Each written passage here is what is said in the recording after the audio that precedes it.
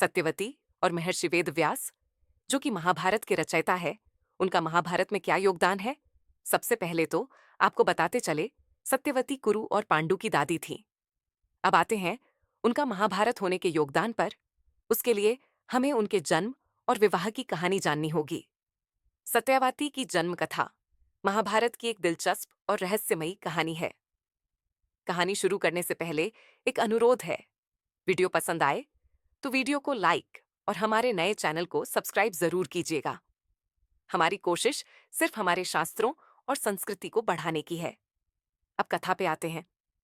एक बार उपरिचर वसु, जो चेदी देश के राजा थे, जंगल में शिकार पर गए थे। वे एक धर्मप्रिय राजा थे और तपस्वियों का बहुत सम्मान करते थे। शिकार के समय उन्होंने अपने वीर्य को पत्ते में लपेटकर एक बाज के माध्यम से अपनी रानी तक भेजा, ताकि उसे संतान उत्पन्न हो। लेकिन रास्ते में वह वीर्य एक नदी में गिर गया। उस नदी में एक अप्सरा अद्रिका, जो श्राप की वजह से मछली बन गई थी, रहती थी। वह मछली उस वीर्य को निगल गई और कुछ समय बाद गर्भवती हो गई। कुछ समय बाद एक मछुआरे ने उस मछली को पकड़ लिया। जब मछली को चीरा गया तो उसमें से 2 बच्चे निकले, एक लड़का और एक लड़की।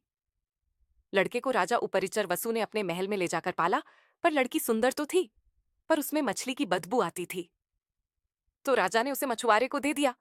लड़की को मछुआरे ने अपनी बेटी के रूप में पाला।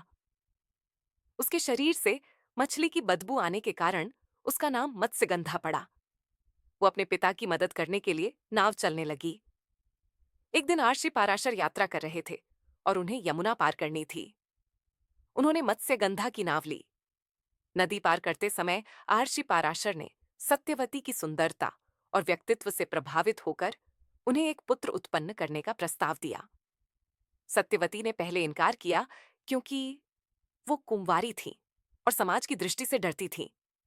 उन्हें अपने पिता की चिंता थी, जिनकी वह सेवा करती थीं। वे नहीं चाहती थीं कि उनका यश और जीवन खराब हो। पाराशर की प्रतिज्ञा और वरदान। आर्षि पाराशर ने सत्यवती को 3 वरदान दिए। मांग, उनका कौमार्य पुनः वैसा ही रहेगा, अर्थात वह फिर भी कुंवारी रहेंगी। डू, उनके शरीर से मछली की गंध समाप्त होकर दिव्य सुगंध आएगी, जिससे उनका नाम योजन गंधा पड़ा। 3, उनसे उत्पन्न पुत्र महान नरस्य और तेजस्वी होगा और जन्म के साथ ही बड़ा हो जाएगा। सत्यवती ने आर्षि पाराशर की बात मान ली। उसी यमुना के तट पर धुएं से घिरी एक कृत्रिम रात्रि बनाई गई और वहीं वेदव्यास का जन्म हुआ। वे जन्म लेते ही बड़े हो गए और तपस्या करने चले गए, ये वचन देकर कि जब भी मां उन्हें बुलाएंगी वे तुरंत आ जाएंगे। ऐसी और अच्छी घटनाओं और कहानियों के लिए लाइक और सब्सक्राइब कीजिए। बेल आइकॉन भी जरूर दबाएं। धन्यवाद।